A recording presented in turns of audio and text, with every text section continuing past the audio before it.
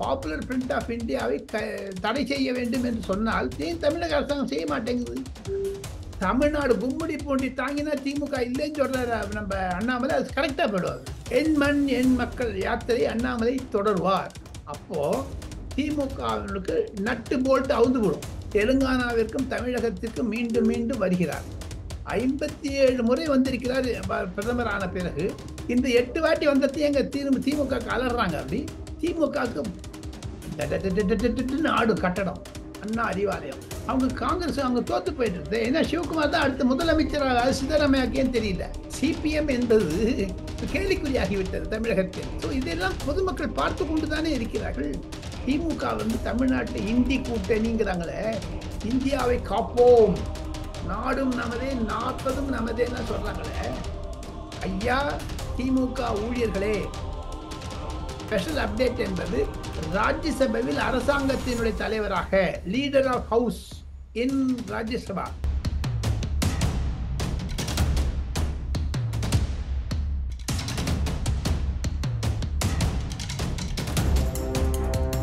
Real one voice நேயர்களுக்கு வணக்கம். இன்றைய நேர்காணலுக்காக நம்முடன் இணைகிறார் அரசியல் விமர்சகர், மூத்த பத்திரிகையாளர், டெல்லியிலிருந்து திரு ராஜகோபாலன் அவர்கள். வணக்கம் சார். நமஸ்தே. நமஸ்தே. ரியல் ஒன் நேயர்களுக்கு. பாஜக ஆட்சி அமைந்தால் சித்தராமையா ஆட்சி கலைக்கப்படும் அப்படின்னு சொல்லிட்டு சித்தராமையா ஒரு குற்றச்சாட்டை முன்வைக்கிறாரு. இது எப்படி பாக்குறீங்க சார்? அவங்க காங்கிரஸ் அவங்க தோத்து போயிட்டு இருக்கு. ஏன்னா சிவகுமார் தான் அடுத்த முதலமைச்சராக சித்தராமையாக்கேன்னு தெரியல.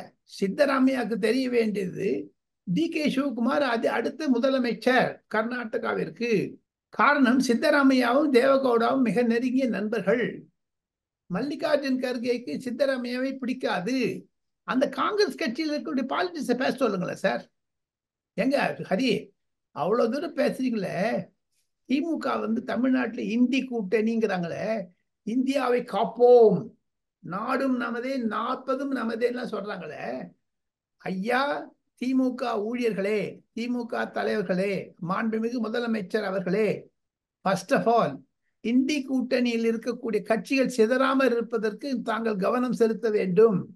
இந்தி கூட்டணி உடைஞ்சிடுச்சு, இந்தியா என்ற கூட்டணி உடைஞ்சிடுச்சு. அரவிந்த் கெஜ்ரிவால் ஜெயிலில் இருக்காது. பின்னாரை விஜய் ராகுல் காந்திக்கு எதிர்த்து இருக்காது. பின்னாரை விஜயனும் ஒரு ஸ்டாலினும் கிட்டக, திமுகவும் சிபிஎம்மும் கிட்டக.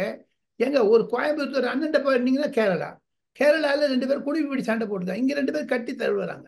சிபிஎம் என்பது கேள்விக்குறியாகிவிட்டது தமிழகத்தில். ஸோ இதெல்லாம் பொதுமக்கள் பார்த்து கொண்டு தானே இருக்கிறார்கள். ஸோ என்னுடைய கருத்தில் கேட்க வேண்டும் என்றால், சித்தராமையா கூறுவது உண்மை. அவருக்கு பாஜக மூலம் தொந்தரவு கிடைக்காது. கட்சிக்குள்ளே, காங்கிரஸ் கட்சிக்குள்ளே இருக்கக்கூடிய பிளவுகளை தான் அவர் அங்கலாய்த்திருக்கிறார். டி.கே. சிவகுமாரை கட்டுப்படுத்த வேண்டும். காரணம்னா இதுக்கு மூல காரணம் சொல்றேங்க, உண்மை ரகசியத்தை சொல்லணுங்க ரியல் ஒன் வாய்ஸ் நேயர்களுக்கு. 3 காந்திகளுக்கு இடையே சண்டை. சோனியா காந்தி, ராகுல் காந்தி, பிரியங்கா காந்தி. இவங்க 3 பேருமே சித்தராமையாவை எதிர்த்து டி.கே. சிவகுமாருக்கு ஹெல்ப் பண்ணணும்னு பாக்குறாங்க. அதையும் தவிர ராபர்ட் வாட்ரா என்பவர் பிரியங்கா காந்தியுடைய கணவர் சித்தராமையாவுடன் டீல் பேசுறாரு. நில விஷயங்கள்லாம் பெங்களூர்ல ஒரு சிட்டி டெவலப் பண்றேங்கிறார். அது டி.கே. சிவகுமாருக்கு அகைன்ஸ்டா இருக்குது. ஸோ இந்த கான்ட்ரடிக்ஷன்ல தான் அந்த சர்க்கார் விழுமே தவிர பாஜக முயற்சி செய்ய வேண்டிய அவசியமே கிடையாது. 2024 3வது முறையாக நரேந்திர மோடி வந்த பிறகு 4 மத்திய அரசாங்க காங்கிரஸ் அரசாங்கங்களுக்கு ஆபத்து வரும். ஒன்று ஹிமாச்சல் பிரதேசம், கர்நாடகா, தெலுங்கானா, பஞ்சாப்ல ஆம் ஆத்மி கட்சி தான் இருக்குது, டெல்லி அரசாங்கம். ஆக இந்த 6 அரசாங்கங்களும் ஊசலாடும். சித்தராமையா சொல்லுவது காங்கிரஸ் கட்சிக்குள்ள இருக்கக்கூடிய குளறுபடிகளைத்தான் சொல்லுகிறார் தவிர எனக்கு இன்னும் பாஜக மீது அவர் சொல்லுவாரு தெரியல. இவ்வாறு ஹிமாச்சல் பிரதேசத்துல அந்த அரசாங்கம் தானா விழுந்து விடும். 10 எம்எல்ஏ வெளில போயிட்டாங்க. அதை திமுக என்ன காமெண்ட் பண்றாங்க? எல்லாத்தோட முன்னொன்று முக்கியமா கேட்கிறேன் ஹரி, இந்தி கூட்டணி என்பது வட இந்தியாவில் இருக்கிறது. தமிழகத்தில் தேர்தல் முடிந்து விட்டது. இனி மே மாதம் முழுக்களும் ஜூன் மாதம் 4ஆம் தேதி வரை திராவிட முன்னேற்ற கழகத்தினுடைய எம்பிக்களோ, திராவிட முன்னேற்ற கழகத்தினுடைய தலைவரோ வட இந்தியாவில் லக்னோ, போபால், மத்திய பிரதேசம், ஹிமாச்சல் பிரதேசம் போன்ற இடங்களுக்கு மு.க. ஸ்டாலின் முதலமைச்சர் பிரச்சாரம் செய்ய வருவாரா? இந்தி கூட்டணிக்கு வந்தால் எந்த மொழியில் பேசுவார்? சனாதன தர்மத்தை பற்றி பேசினால் வட இந்தியாவில் காங்கிரஸ் அடியோடு அழிந்துவிடும், மத்திய பிரதேசத்தில் டமால் ஆன மாதிரி எல்லாத்தையும் போயிடும். திமுக என்ன சொல்றாங்களே, தமிழ்நாடு கும்மிடி பூண்டி தாங்கினா திமுக இல்லைன்னு சொல்றாரு நம்ம அண்ணாமலை, அது கரெக்டா போயிடும். அது எங்க தைரியமா ஸ்டாலினை வர சொல்லுங்களேன் வட இந்தியாவில் தேர்தல் பிரச்சாரம் செய்ய. கேரளா, கர்நாடகா இந்த 2 தேர்தலையும் யாருக்கான வெற்றி வாய்ப்பு அதிகமா இருக்கு சார்? பாஜக எப்படி இருக்கு, காங்கிரஸ் எப்படி இருக்கு சார்? காங்கிரஸ் பின்னடைவை காண்கிறது கேரளா, இது கர்நாடகாவில். சிபிஎம் முன்னிலையில் இருக்கிறது கேரளாவில். தமிழகத்தில் என்ன கேட்டீங்கன்னா 25 டிஎம்கேக்கு வரும், மீதி 15 அதிமுக, பாஜக, பாமக போன்ற கட்சிகள் தலா 2 3 எடுத்துக்க. ஆக மொத்தம் ஒரு தலைப்பட்ச ஸ்வீப்பாக இருக்காது. அப்படி இருந்ததுன்னா திமுக பணம் கொடுத்தா கூட திமுகவுக்கு எதிராக ஓட்டு போட்டு இருக்கிறார்கள் தான் கருத்து. எங்க 4 லட்சம் ஓட்டுல ஜெயிச்சாரு சில பேர் போன வாட்டி. இந்த வாட்டி 50,000க்கு முக்கறாங்களே. 5000 ஓட்டு 10,000 ஓட்டு தான் யாராலும் ஜெயிப்பா. அண்ணாமலை ஜெயிச்சா கூட 5000 ஓட்டுல ஜெயிப்பாரு, 10,000 ஓட்டுல ஜெயிப்பாரு. சிறு மார்ஜின் தான் இருக்கும். ஆக மொத்தம் பொதுமக்களிடையே திமுகவிற்கு எதிரான ஒரு நிலைப்பாடு வந்து விட்டது. அது 2026க்கு ஆபத்து. கேரளா தேர்தலில் யாரு வெற்றி பெற வாய்ப்பு இருக்கு சார்? அதாவது பாஜக எத்தனை சீட்டு சார் பெறும்? எங்க எந்த இடத்துல? கேரளால சார்.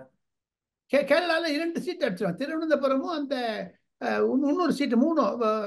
நம்ம ஏகே அந்த பையனும் 10 சீட்டாலும் ஜெயிச்சுறாரு. கர்நாடக தேர்தலில் பாஜக எத்தனை சீட்டு சார்? 22 சீட் வரதுக்கு சான்சஸ் உண்டு. காங்கிரஸ் குறையும். ஜம்மு காஷ்மீர்ல இப்ப இடி ரேட் நடந்தா தகவல் வந்துட்டு இருக்கு. இது எப்படி பாக்குறீங்க சார்? அதன் பின்னணி என்ன சார்? என்ஐஏ செய்யறாங்க, நேஷனல் இன்வெஸ்டிகேட்டிங் ஏ செய்யறாங்க. அதை தவிர முதல்ல எல்லாம் பஸ் மேல ஆர்மி மேல கல் அடிச்சாங்க. இப்பெல்லாம் ஏன் நின்று போச்சு? அதை கேட்கறதானே திமுகவினர். ஜம்மு காஷ்மீரில் ஒரு காலத்தில் மிக மிக மிக பாப்புலராக இருந்த ஆர்மி மேல கல் அடிச்சாங்க. இப்ப எங்க கல் அடிக்கிறது இல்லை? காரணம் என்ன என்று கேட்டால், அவங்க கல்லுக்கு பதிலாக லேப்டாப் கொடுத்தோம் என்று அமித்ஷா சொல்லுகிறார். ஜம்மு காஷ்மீரில் ஜனநாயகம் தலை துவங்கி விட்டது. அதுதான் பின்னணி. அந்த சமயத்தை பார்த்தால் என்போர்ஸ்மெண்ட் டைரக்டரேட்டும் என்ஐயும் பல உக்ரவாதிகளை, தீவிரவாதிகளை பிடித்து விட்டார்கள். அதனால்தான் கலவரம் குறைந்து விட்டது. அதே மாதிரியான நிலைமை தமிழகத்திலும் நடக்கும் என்று தான் ஆர்.என். ரவி சூசகமாக தெரிவிக்கிறார். பாப்புலர் ஃப்ரண்ட் ஆஃப் இந்தியாவை தடை செய்ய வேண்டும் என்று சொன்னால் ஏன் தமிழக அரசாங்கம் செய்ய மாட்டேங்குது? 2026ல தமிழ்நாட்டுக்கு ஆபத்து வரும்னு சொல்லிருக்கலாம் சார். யாரால யாருக்கு ஆபத்து வரும்? மு.க. ஸ்டாலினுக்கு ஆபத்து வரும் காங்கிரஸ்னால. இப்ப ஒன்னா இருப்பாங்க. மத்திய அரசாங்கத்துல காங்கிரஸ்க்கு 25 சீட்டு கூட வரலன்னா பாதி பேர் ஓடி போடுவாங்க காங்கிரஸ் விட்டு. அதிமுக பக்கம் போடுவாங்க, இல்லைன்னா திமுக பக்கம் வந்துடுவாங்க. இப்ப என்னங்க, பீட்டர் அல்போன்ஸ் இருக்காரு, காங்கிரஸ் கதை சக்க போட்டு இருக்காரு. அவர் எங்க திமுக சேர்ந்துடுறாரு? திமுக சேர்ந்துடலாமே. அவர் எதுக்கு திமுகவுக்கு ஜாடரை அடிக்கிறார்? அவர் காங்கிரஸ் பொதுமக்கள் பிரச்சனையை பற்றி ஏன் பேச மாட்டேங்கிறார்? சிறுபான்மைங்கிறாரு. தமிழகத்தில் கஞ்சா பொருட்கள் அடிக்கடி வந்து எடப்பாடி சொல்வதை ஆதரிக்க வேண்டாமோ? அவர் கஞ்சா பொருட்களை ஆதரிக்கிறாரா பீட்டர் அல்போன்ஸ்? ஏன் அதை பற்றி எதிர்த்து பேச மாட்டேங்கிறார்? டாஸ்மாக் கதைகள்லாம் பற்றி நான் ஒரு வீடியோ ஒன்று பார்த்தேன், ரொம்ப சிறப்பாக இருந்தது. எங்களுக்கு ஃப்ரீ பஸ் வேண்டாம், 1000 ரூபாய் தராண்டிங்க, நாங்கள் ஆட்டோ ரிக்ஷாக்காரெல்லாம் வேலை போயிடுச்சு எங்களுக்கு அப்படிலாம் சொல்றாங்க. ஸோ தமிழகத்தில் ஒரு சமூக புரட்சி, சமூகத்து ஒரு சோசியல் ஜஸ்டிஸ் என்று சொல்ற சமூக நீதி இல்லாமல் சமூகத்தில் அநீதி வர ஆரம்பித்து விட்டது தமிழகத்தில். அமித்ஷாவோட அடுத்த திட்டம் என்னவா இருக்கும் சார்? நடைபயணம் நடக்க இருக்கிறார். தமிழகத்தில் 3 நாட்கள் 4 நாட்கள் நடைபயணம் செய்ய இருக்கிறார் ஆகஸ்ட் 2024 வருடத்தில். அது 2026 தேர்தலுக்கு சாதகமாக போகும். மீண்டும் ஒரு முறை வேறு இடத்திலிருந்து வேறு இடத்திற்கு என் மண் என் மக்கள் யாத்திரை அண்ணாமலை தொடர்வார். அப்போ திமுகவிற்கு நட்டு போல்ட் அவுந்து விடும். இப்போ 2026ல இவருக்கு எண்மண் என் மக்கள் தொடர்வார் சொல்றீங்களா சார்? இப்போ எம்பியாக அண்ணாமலை வென்றால் அவரோட மாநில பொறுப்புல தொடர்வாரா தலைவரா? கிருஷ்ண ரெட்டியில பங்கு திருடுங்கால அவர் எம்பியா இருக்காரு, மந்திரியா இருக்காரு. அதே மாதிரி இருக்கலாமே, தப்பு என்ன இருக்குது? யார் வருவாங்க? பிஜேபியில அப்படி ஒரு இதுவே இல்லை சார். ஒருத்தர் ஒரு பொறுப்பு இருந்தாலும் கூட அதற்கான தளர்வுகள் தரப்படும். 2026ல பாஜகவோட தமிழ்நாடு திட்டம் என்னவா இருக்கும் சார்? கண்டிப்பாக மிக அழகாக ஒரு கேள்வியை கேட்டீர்கள் ஹரி. தங்களுடைய கேள்வியில் பல அர்த்தங்கள் உள்ளே இருக்கின்றன. முதலில் தென்னிந்தியாவில் குறிப்பாக தெலுங்கானா ஃபர்ஸ்ட் தமிழ்நாடு நெக்ஸ்ட் என்று ஹைதராபாத்தில் நடந்த பாஜகவினுடைய பொதுக்குழு கூட்டத்தில் ஜூலை 22ஆம் வருடம் ஒரு தீர்மானம் நிறைவேற்றினார்கள். தெலுங்கானா பக்கம் அதிகமாக செல்ல வேண்டும் என்று. அதனுடைய முயற்சியில் தான் மாண்புமிகு பிரதமர் நரேந்திர மோடி அவர்கள் தெலுங்கானாவிற்கும் தமிழகத்திற்கும் மீண்டும் மீண்டும் வருகிறார். 57 முறை வந்திருக்கிறார் பிரதமர் ஆன பிறகு. இந்த 8 வாட்டி வந்தது எங்க திமுக அலறாங்க. அப்படி ஆக மொத்தம் நரேந்திர மோடியுடைய அழுத்தம் அதிகமாக இருக்கு தமிழகத்தின் மீது. 2026 தமிழக தேர்தலில் பாஜக குறைந்தது 50 எம்எல்ஏக்களை பெற வேண்டும். பாஜக தான் ஆட்சியை நிலைநாட்டும். கிங் மேக்கரா இருப்பது பாஜக தான் என்று ஒரு திட்டத்தை வகுத்திருக்கிறார்கள். மேற்கு வங்காளத்திலும் சரி திரிபுராவிலும் சரி எப்படி பாஜக ஆட்சிக்கு வந்ததோ அதே மாதிரியான நிலைமையை மீண்டும் கொண்டு வருவார்கள் தமிழகத்திலும் என்பதைத்தான் திமுகவும் சரி அதிமுகவும் சரி குறிப்பாக அழிந்து கொண்டு இருக்கக்கூடிய காங்கிரசும் புரிந்து கொள்ள வேண்டும். இறுதியா ஒரு கேள்வி, நம்ம ரியல் ஒன் வாய்ஸ் நேயர்களுக்காக நீங்க ஒன்று கண்டிப்பா சொல்லி ஆகணும். ஸ்பெஷல் அப்டேட் என்ன சார் இருக்கு? ஸ்பெஷல் அப்டேட் நல்லா கேட்டீங்க. அந்த ஸ்பெஷல் அப்டேட் என்பது நிர்மலா சீதாராமன் ஒரு தமிழக பெண்மணி, தமிழகத்தில் படித்தவர், தமிழகத்தில் கல்லூரி எல்லாம் பண்ணாங்க. அந்த அம்மையாருக்கு நரேந்திர மோடி மிக முக்கிய பதவி தர இருக்கிறார். அந்த முக்கிய பதவி என்ன என்று கேட்டால் ராஜ்யசபாவில் அரசாங்கத்தினுடைய தலைவராக leader of house in Rajya Sabha Nirmala Sitharaman நியமிக்க இருக்கிறார் நரேந்திர மோடி அவர்கள். லோக்சபாக்கு நரேந்திர மோடி தலைவர், ராஜ்யசபாக்கு நிர்மலா சீதாராமன் தலைவர். ஆக மொத்தம் தமிழகத்திற்கு முக்கியத்துவம். காரணம் சோனியா காந்தி ராஜ்யசபா எம்பி ஆனதனால் நிர்மலா சீதாராமனுக்கும் இந்த முக்கிய பதவி தர வேண்டும் என்று மத்திய பாஜக நிலைப்பாடு எடுத்து விட்டது. அது தமிழகத்திற்கு மாபெரும் சாதகமாக இருக்கும். அதன் மூலமாக தமிழகத்தில் பாஜகவினுடைய ஆக்கிரமிப்பு அதிகமாக இருக்கும். கச்சத்தீவு, நிர்மலா சீதாராமன் போன்ற நியமனங்கள், அடுத்தது போதைப் பொருட்கள், அடுத்தது மணல் வாரி கொள்ளை, நீட், கச்சத்தீவு தான் ஏற்கனவே நான் சொல்லிட்டேன். இதெல்லாம் வச்சு ஒரு கான்சென்ட்ரேட் பண்ணாங்கன்னா திமுகவுக்கு ஆடும். கட்டடம், அண்ணா அறிவாலயம் இப்படி இப்படி ஆடும். அதுதான் நரேந்திர மோடியினுடைய தாக்கம். எப்படி மேற்கு வங்காளத்தில் ஒரு உழுக்குனா இருப்பாருங்க, திரிபுராவில், அஸ்ஸாமில், வட இந்தியாவில் நரேந்திர மோடி செய்த ஒரு தாக்கம் தமிழகத்தில் ஒரு மாபெரும் பூகம்பத்தை கொண்டு வந்துவிடும் அரசியலில் என்று தான் நான் நினைக்கிறேன். 50 எம்எல்ஏக்கு தான் அவங்க ஜெயிக்கிறதுக்கு சான்ஸ் இருக்கு நிறைய. அந்த 2020 களம் மாற வாய்ப்பு இருக்குமா சார்? இப்ப 50 பேர் என்ன கூட்டணி, யாராரு உடன் கூட்டணி? 25 நாங்க கண்டுபிடிச்சிருக்கோம். அது 25 கண்டுபிடிச்சிடலாம் நீங்க. இந்த முதல் கட்ட வாக்குப்பதிவு பார்க்கும்போது பிஜேபி எத்தனை இடங்கள் கைப்பற்ற வாய்ப்பு இருக்கு சார்? 3 இடங்கள்.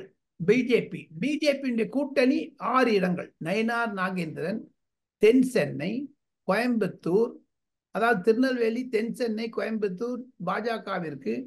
அதையும் தவிர சௌமியா ராம்தாஸ், அன்புமணி ராம்தாஸ், தேனியிலிருந்து டிடிவி தினகரன், ராமநாதபுரத்திலிருந்து ஓர் பன்னீர்செல்வம், இந்த 6ம் நல்ல சான்ஸ் இருக்குது ஃபர்ஸ்ட் கட்டத்தில் இருந்து. இது திராவிட முன்னேற்ற கழகத்திற்கு ஒரு பின்னடைவைத்தான் ஏற்படுத்தி கொடுக்கும் என்று சொல்லி நாம் இந்த விவாதத்தை முடித்துக் கொள்ளலாம். ஹரி, ஓவரால் இந்திய அளவுல எந்த அளவுக்கு கைப்பற்றுவார் சார்? இந்த முதற்கட்ட வாக்குப்பதிவில் 102 தொகுதிகள் நடந்தது இல்லையா சார்? அதுல பிஜேபி எத்தனை வெற்றி பெற வாய்ப்பு இருக்கு சார்? முடிஞ்சதுக்கு ஒரு 40 சீட் சான்சஸ் இருக்குங்க. மாநில கட்சிகளுக்கு அழுத்தம் அதிகமாக இருக்கிறது முதல் கட்ட தேர்தலில். அதனால மத்திய அரசாங்கத்தில் பாஜகவை வீழ்த்துவோம் என்ற ஒரு பகல் கனவு ராகுல் காந்தி கனவு போல் நடக்காது என்பதுதான் என்னுடைய கருத்துங்க. ஏன்னா மீதி 7ல் 1தான் இருக்கு. இன்னும் 6 பேசஸ் இருக்குதுங்களே. 6ல் காங்கிரஸ் ஒண்ணுமே இல்லையே. காங்கிரஸ் நார்த் இந்தியாவில் இல்லவே இல்லைங்க, வெறும் காலி டப்பாங்க. சார் வயநாட்டுல ராகுல் காந்தி ஜெயிப்பாரா இல்ல மன்னிக்கவுவாரா? மிக மிக மிக மிக தூய்மையான ஓட்டு ஜெயிப்பார். 50,000 ஓட்டு 40,000 ஓட்டு தான் ஜெயிப்பார், தவிர 4 லட்சம் வராது. அன்னி ராஜா மிக செயல்படுகிறார். அந்த அன்னி ராஜாவுக்கு சாதகமாக மு.க. ஸ்டாலின் போய் கான்வெஸ்ட் பண்ணுவாரா கேரளாவில்? அதை கேட்க வேண்டும் திமுகவினிடம். தாங்கள் எதனால இந்த நெக் மூவ்மெண்ட் சார்? ராகுல் காந்தி எதனால நெக் மூவ்மெண்ட்ல ஜெயிப்பார் சார்? 50,000 ஓட்டு வாக்கு தான் ஜெயிப்பார், அதுக்கு மேல ஜெயிக்க முடியாது. ஏன்னா அவ்வளோ தீவிரமாக பின்னாரை விஜயன் இருக்கிறார். அம்மையார் அன்னி ராஜாவுக்கு நடப்பு அரசியல் குறித்து பல்வேறு கருத்துக்களை பகிர்ந்தமைக்கு மிக்க நன்றி சார். தேங்க்யூ.